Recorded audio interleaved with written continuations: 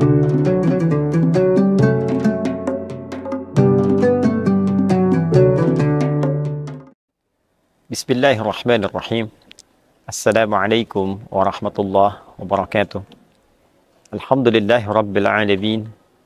Wassalatu wassalamu ala rasulillahil karim. Nabiyyina wa sayyidina Muhammadin wa ala alihi wa sahbihi ajma'in wa ba'd. Saudara-saudariku dimanapun berada, alhamdulillah kita sangat bersyukur pada Allah Subhanahu wa ta'ala masih diberikan kesempatan untuk menjalani ibadah siam Ramadan dan telah memasuki pekan kedua dengan izin Allah Subhanahu wa ta'ala.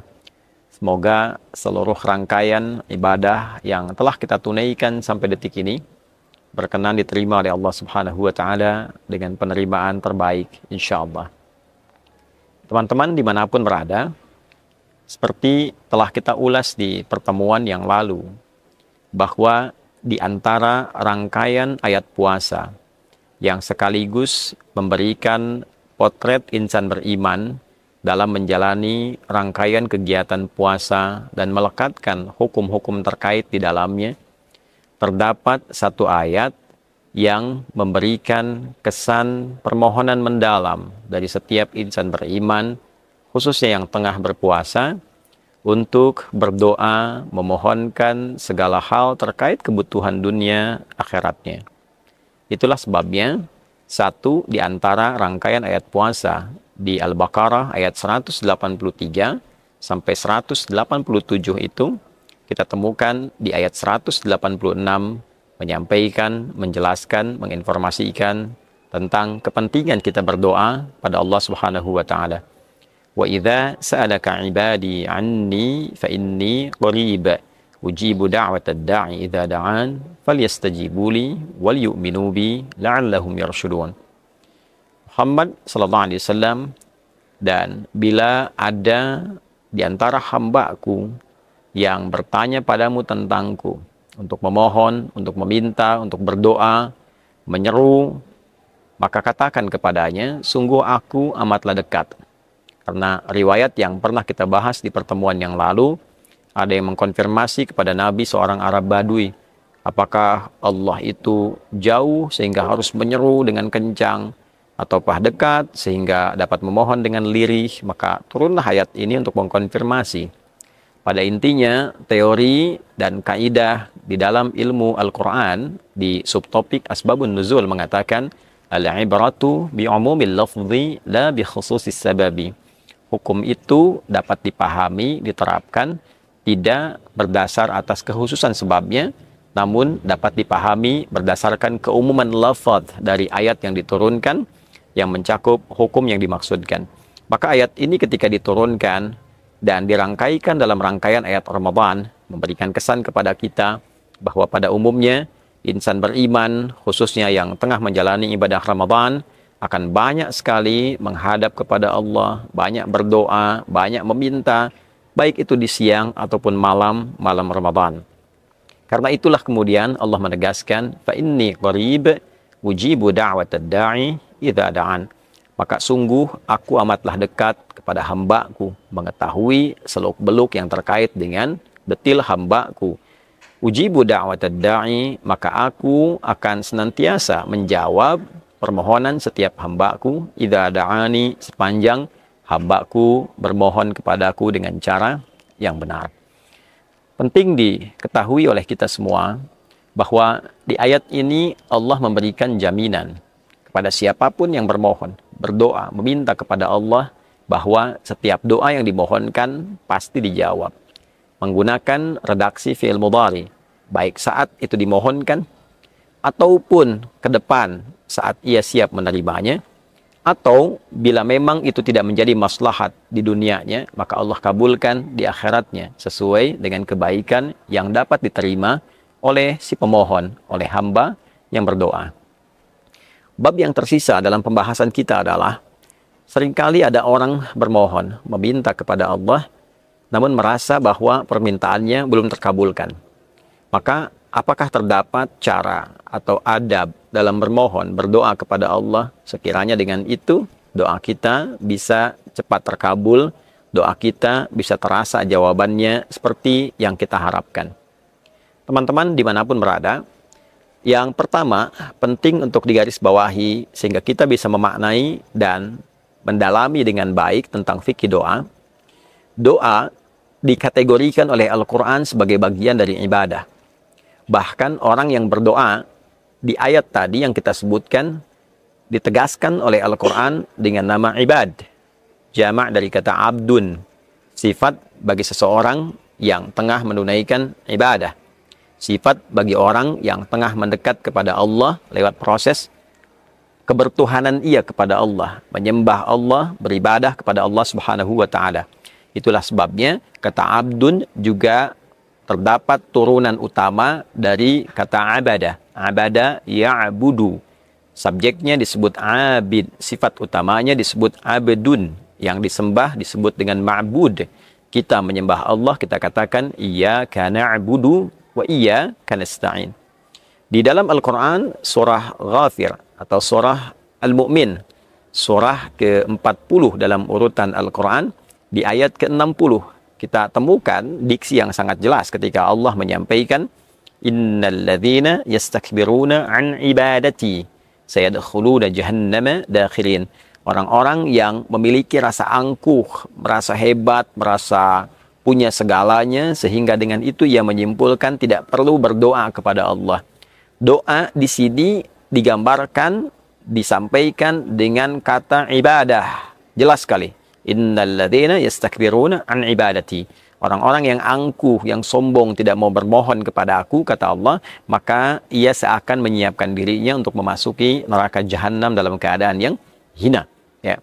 Ini adalah satu penegas bahwa orang-orang yang hidup di muka bumi sebagai hamba dan dia tidak menghamba, merasa sebagai yang punya segalanya, merasa dapat menyelesaikan segala hal. Ya, bahkan secara fitrahnya ia dicipta justru untuk menghamba. Karena itu tidak ada satupun etapa kehidupan manusia yang tidak pernah bermohon.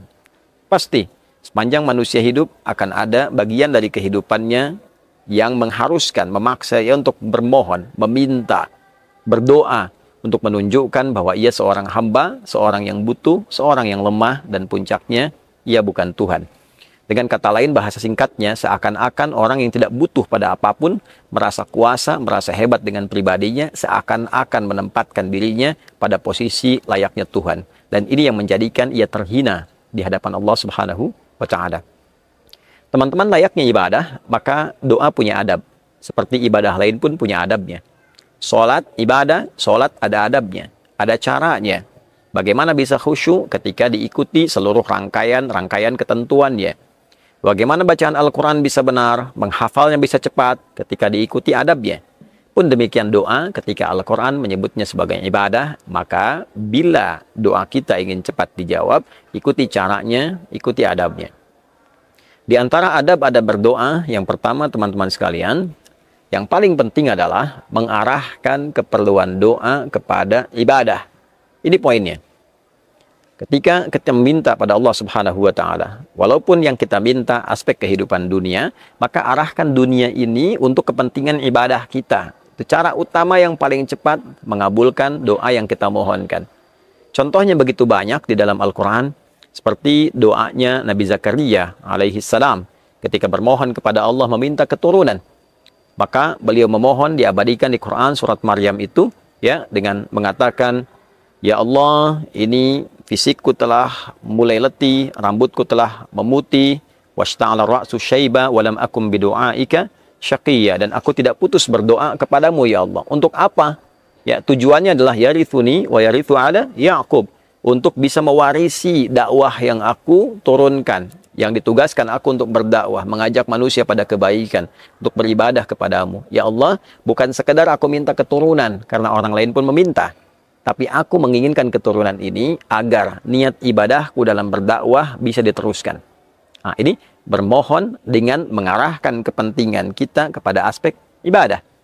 Pun demikian Nabi Ibrahim alaihissalam ketika memohon kepada Allah diberikan keturunan, maka hal pertama yang beliau mintakan, liyuqimus shalah, supaya mereka menegakkan sholat ya Allah. Ada keturunan yang meneruskan ibadah yang telah aku lakukan. Untuk menegakkan sholat, untuk bisa berdakwah ma'ruf nahi mungkar, untuk mendekat kepadamu. Jadi kalau secara spesifik kita minta tentang urusan dunia kita, maka yang pertama, jadikan dunia sebagai wasilah ibadah. Ya Allah, selama ini hamba sholat, selama ini hamba baca Al-Quran, namun selama ini hamba belum mampu untuk berzakat. Berikan kemampuan pada hamba, ya Allah, hamba mohon selama hidup agar bisa berzakat. Jadi pada sesungguhnya Anda meminta bagian dari zakat itu ada bagian dunianya. Kalau Anda mendapatkan 1 juta, bukankah di situ Anda bisa keluarkan misalnya 25.000 rupiah. Anda diberikan misal 1 miliar, maka ada kesempatan berzakat 25 juta. Anda minta zakat 25 juta, tapi Anda mendapatkan bagian dunia 975 juta yang diolah dengan cara yang halal dan benar. Arahkan kepentingan dunia menjadi wasilah akhirat. Itu poin pertamanya. Yang kedua, adab yang kedua, diupayakan berdoa kepada Allah dalam keadaan yang suci dan bersih. Bukan sekedar berwudu, tapi makanannya bersih, minumannya bersih, pakaiannya bersih. Bersih dari apa? Bersih dari segala yang haram. Bersih dari segala yang haram. Nabi SAW dalam salah satu hadis yang viral didokumentasikan oleh Imam Muslim pernah menyampaikan, atau kama qala sallallahu alaihi wasallam, beliau menyebutkan seseorang yang menempuh perjalanan yang panjang dan jauh untuk bisa bermohon kepada Allah. Ia menghadirkan berbagai macam instrumen yang mempercepat terkabulnya doa. Thumma dzakara rajula, lalu Nabi mengisahkan seorang lelaki asy'atha aghbara, menempuh perjalanan panjang, yutilus safara, ya, kemudian asy'atha aghbara sampai ia terpenuhi debu. Ya, artinya dia menunjukkan kesungguhan dia untuk berdoa. Ya, doa dalam safar cepat terkabul. Yamuddu yadaihi ilas sama, dia mengangkat tangannya ke langit. Artinya dia memohon. Ya, doa yang mengangkat tangan mempercepat terkabulnya doa. Kemudian yang ketiga adalah fayaqulu ya Rabb, dan dia mengawali dengan al-asmaul husna, meminta dengan nama Allah yang berjanji dengan itu akan memberi. Ya, qalu bala syahidna, ketika kita mengatakan kami setuju ya Allah, ya, menetapkan kau sebagai Tuhan yang akan merawat, membimbing, mengabulkan doa kami. Alastu bi rabbikum, Rabb kalimatnya. Itulah rahasianya kenapa dalam setiap doa sering kita menggunakan kata Rabb. Rabbana zalamna anfusana, Rabbana atina fid dunya hasanah, dan seterusnya. Dan orang ini mengatakan, ya Rabb, ya Rabb. Apa komentar Nabi terhadap pernyataan dan perilaku orang ini? Nabi mengatakan, anna yustajabu lidzalik, atau kama qala sallallahu alaihi wasallam. Bagaimana doanya bisa dijawab? Famat'amu haram, mashrabu haram, makanannya haram, minumannya haram, malbasu haram, pakaiannya haram, wa ghudhiya biharamin, dan perangkat hidupnya haram. Jadi ternyata yang haram itu bisa menghambat doa. Doa itu baik, doa itu suci, maka perbuatan-perbuatan haram menjadi penghambat hadirnya doa, karena yang baik tidak akan mungkin menembus kepada sesuatu yang kurang baik. Maka bersihkan diri kita. Berwudu dengan baik, pakaian seadanya, sederhana, sebaik-baik, yang penting halal. Yang penting makanan halal. Memohon kepada Allah, maka doa yang kita mohonkan boleh jadi tidak terhijab antara permohonan dengan jawaban. Pun demikian teman-teman, di antara cara kita berdoa, adab kita berdoa, yang paling penting adalah mengikhlaskan doa kita untuk mendapatkan ridha Allah Subhanahu wa Ta'ala. Bukan memaksa jawaban kepada apa yang kita inginkan, tapi menyerahkan apa yang kita mohonkan kepada apa yang Allah inginkan. Itu poin utamanya. Karena Allah hanya mengabulkan apa yang kita butuhkan, bukan apa yang kita inginkan. Itu catatannya. Ingat baik-baik, Allah mengabulkan apa yang kita butuhkan, bukan apa yang kita inginkan. Terkadang kita minta langsung diberi karena kita butuh seketika. Ada saat kita minta, dipandang bahwa kita belum siap. Saat ini belum siap untuk menerima itu. Keinginannya besar. Sering saya ilustrasikan, ada anak kecil 5 tahun, dia ingin dibelikan motor. Motor yang besar, motor yang kadang suka dipakai orang dewasa. Orang tuanya mampu. Tapi orang tua menilai belum layak dia mengendarai ini. Belum ada kemampuan. Kalaupun terlihat bisa mencelakai dirinya atau orang lain. Maka ditunggu sampai dia dewasa, disimpankan uangnya, disimpankan potensi untuk membelinya, supaya saat dia mampu, lalu kemudian diberikan apa yang dia inginkan itu. Ada yang ketiga, diganti dengan apa yang dibutuhkan, bukan apa yang diinginkan. Seorang anak sakit, meminta dibelikan jeruk. Kata dokter yang baik untuknya adalah apel. Orang tua memberikan apel kepadanya, bukan jeruk. Karena itu yang dia butuhkan, bukan apa yang dia inginkan. Dan yang keempat adalah, teman-teman sekalian, ini yang paling penting. Bagian terpenting di ujung ayat 186 itu adalah falyastajibuli wal yu'minu bi la'allahum yarshudun. Kalau ingin cepat dijawab, kata Allah sendiri, "Falyastajibu li," maka jawab juga seruanku dengan cepat. Allah panggil sholat, datang cepat. Bahkan sebelum waktunya kita siap-siap. Allah minta kita puasa dengan baik, lakukan dengan baik. Diseru, lakukan. Siap-siap, kerjakan. Orang yang cepat merespon seruan Allah, betapa cepat juga Allah Subhanahu wa Ta'ala merespon apa yang dia inginkan. Bahkan terkadang ada orang yang belum minta, Allah sudah siapkan kebutuhannya. Yang terakhir, yang kelima, bagian terpenting dari itu semua adalah menjadikan diri kita selalu terpelihara dalam ketaatan kepada Allah Subhanahu wa Ta'ala. Cari tempat-tempat yang baik. Misal, kita datang ke masjid yang baik, di mihrab, waktu-waktu terbaik, di sepertiga malam, dalam keadaan kita telah menunaikan amal saleh, sudah baca Quran, doa. Sudah sholat, doa. Itu hal yang paling baik yang bisa dikerjakan. Itulah yang dicontohkan oleh Sayyidah Maryam alaihissalam, diabadikan di Quran surah ketiga Ali Imran, ayat 37, ketika beliau menyiapkan dirinya menjadi hamba yang baik, di tempat yang baik, maka Allah menerima semua usaha kedua orang tuanya, dan juga usaha Maryam alaihissalam. Fataqabbalaha rabbuha biqabulin hasanin wa ambataha nabatan hasana. Poinnya, kullama dakhala 'alaiha Zakaria al-mihraba wajada 'indaha rizqa. Setiap kali Nabi Zakaria pamannya mengantarkan kebutuhan Maryam, Maryam sudah mendapati semua itu pemberian dari Allah Subhanahu wa Ta'ala yang diantarkan, disiapkan oleh para malaikat. Qala ya Maryam anna laki hadha? Qalat huwa min 'indillah. Pamannya mengonfirmasi, Maryam dari mana semua ini? Maryam menjawab, semua dari Allah Subhanahu wa Ta'ala. Innallaha yarzuqu man yasha' bighairi hisab. Allah akan senantiasa memberikan rezeki tanpa batas bagi siapapun yang dia kehendaki. Maka jadilah kita termasuk yang dikehendaki oleh Allah itu. Jangan berputus asa dari doa, jangan menyimpulkan tidak dijawab, jangan pernah menyimpulkan bahwa ini tidak akan terjadi. Semua kuasa Allah yang diberikan, ketika Allah menghendaki terjadi, pasti terjadi. Seperti itulah Nabi Zakaria meyakini, lantas kemudian beliau sholat di tempat itu, memohon keturunan, dan menepikan semua prediksi yang telah terjadi.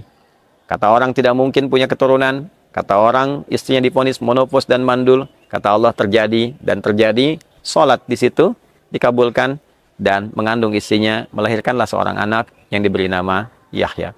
Semoga Allah senantiasa merahmati kita, mengabulkan setiap permohonan kita, dan menjadikan doa yang telah terkabul itu menjadi peringan hisab kita di hari kiamat, dan pemberat mizan kita dalam kebaikan yang mengantarkan kita pada rahmat Allah, syafaat darinya, dan perjumpaan dengan Rasulullah sallallahu alaihi wasallam.